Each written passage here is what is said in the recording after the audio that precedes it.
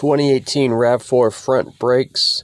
So what we want to do is first get the wheel off, and that's going to be a 21 millimeter. Obviously have your vehicle supported up in the air safely on some jack stands or a jack. Going to need a 17 millimeter and a 14 millimeter. 14 millimeters for the caliper bolts. Let's go ahead and get these off here. Just break them loose. We're going to pull these out and put these to the side. Alright, we'll go ahead and get these out, set them to the side, save them, don't lose them, we're going to need them again.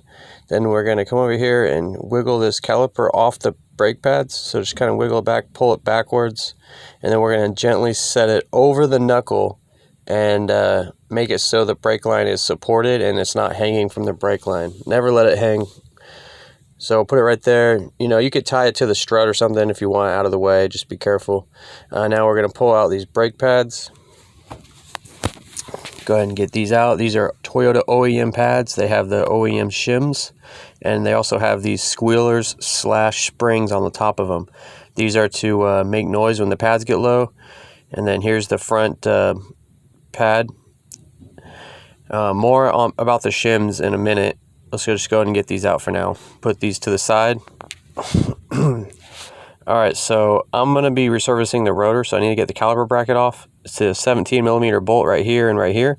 If you're replacing your rotor or you're resurfacing your rotor, you got to take this off. If you're just doing a pad slap, you could leave this on, so you could skip this part. But basically it's a 17 millimeter top and bottom. Go ahead and get these off. They're going to be tighter than the caliper bolts were and a little bit more hard to get out, but they're pretty easy still. So once you get those out, this will come off like this.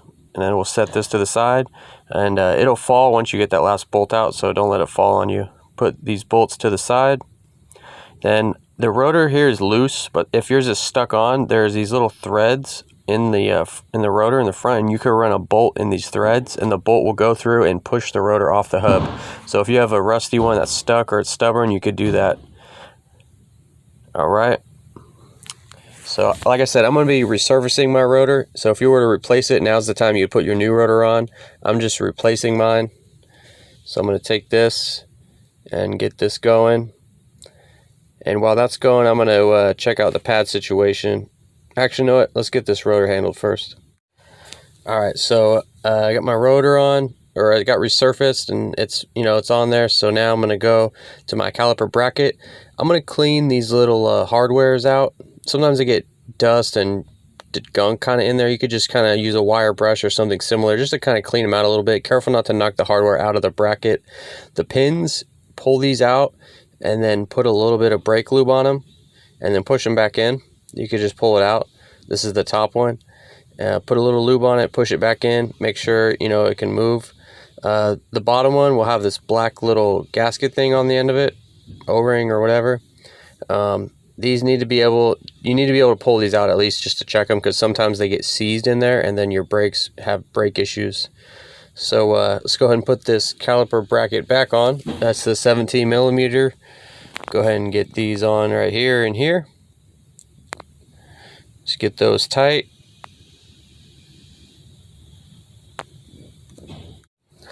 Alright, get these. I'm going to try to put torque specs in the description box or the comments. So I got my bracket on. Those bolts are tight. Now these are, like I said, Toyota pads. They have the shims. Here's my new Toyota pads. These are OEM. This is the part number. They look like this when they come out. Now you can see I need to switch these shims over to the new one. If you're using aftermarket pads, check your squealer too. We're going to switch that over as well. Aftermarket pads may come with shims already on them. In that case, you don't need to mess with these. But these, we're going to slide them right over to the new one. Now there's two of them. There's a black one and a silver one. The black one goes on the inside and the silver one on the outside. Sometimes they fall off and you have to, adjust the tabs on the ends to make it stick, grab the pad and hold on. Or you could use something like this. This is called Rusty. This is like a brake shim grease. Sometimes the box comes with a little black square of brake pad shim grease.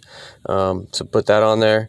Put this squealer / spring on there. Sometimes this little tab part bends up when you take it off, so just bend it back in place with a with some pliers or something, and put it on the top of the pad, because this prevents pad shift when you go in reverse. That's one of the functions that it does. So when you hit reverse, your pad's going to want to shift up, and that little spring makes it so it doesn't slam into the hardware and make a clicking noise. So on the other pad, I had to use some little rusty, just a little dime size amount, put it on here.